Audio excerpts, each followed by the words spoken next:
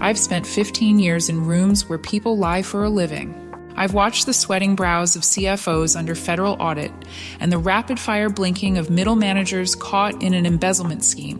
In my world, the face is a map of hidden data. But recently, a new geographical feature has appeared on that map, and it's sending shockwaves through the C-suite. It's called the Gen Z stare. Why Gen Z doesn't blink during your meetings. Hi, I'm Rowena Chase, a corporate investigator. At 35, I sit in the uncomfortable middle ground, the millennial good girl who was raised to nod, smile, and perform enthusiasm to keep my job. But when I'm brought in to investigate a toxic culture or a quiet quitting epidemic, I see it.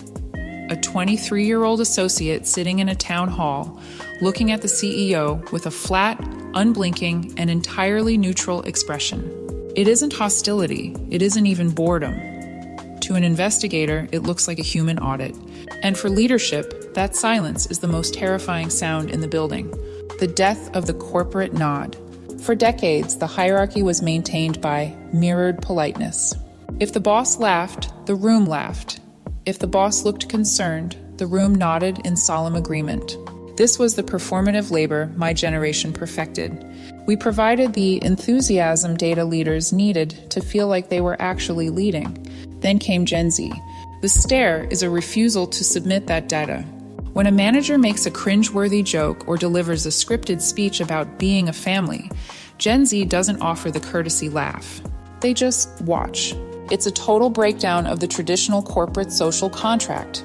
They aren't being difficult. They are being observational.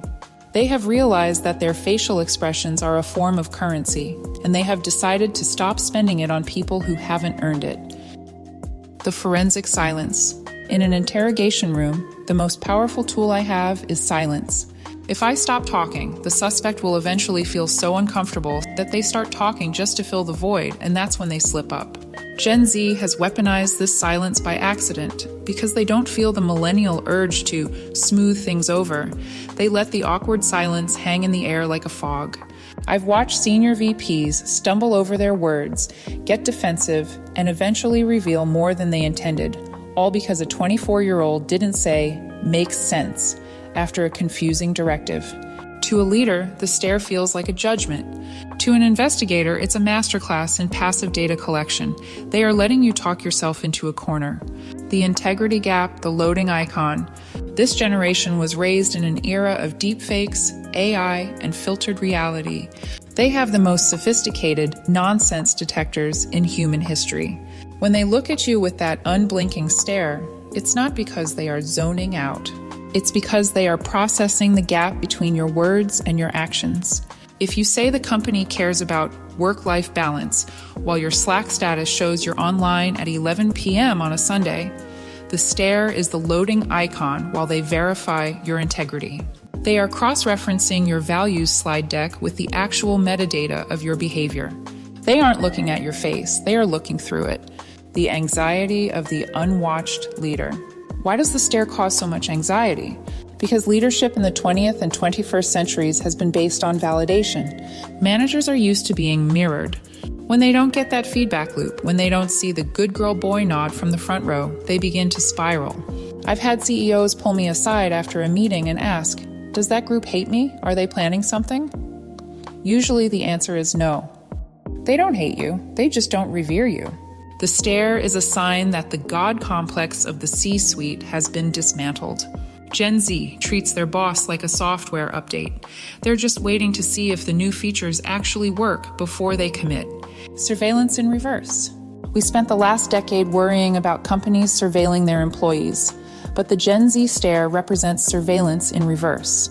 In my investigations, I've found that younger employees are the most reliable witnesses because they don't soften the narrative. They describe a toxic boss with the clinical coldness of a lab report. They've been staring at the patterns for months.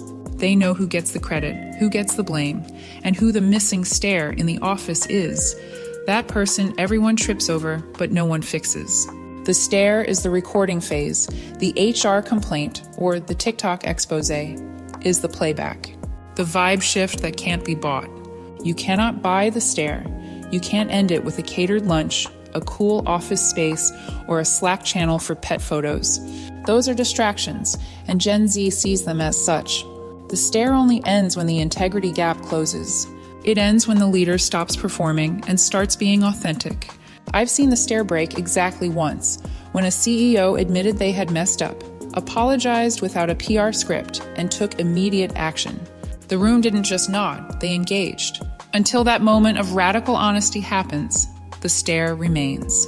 It is a sentinel guarding the entrance to their trust. The millennial bridge, what I've learned. As an investigator, I've practiced the Gen Z stare myself. I've stopped the performative nodding. I've stopped laughing at the senior partner's jokes to keep the peace. What I've found is liberating. The stare gives you back your energy. When you stop performing for the hierarchy, you can actually see the hierarchy for what it is, a collection of fallible humans, many of whom are terrified of being seen. Gen Z isn't being rude, they are being economical. They are saving their emotional labor for the things that matter, and they are forcing the corporate world to do the same.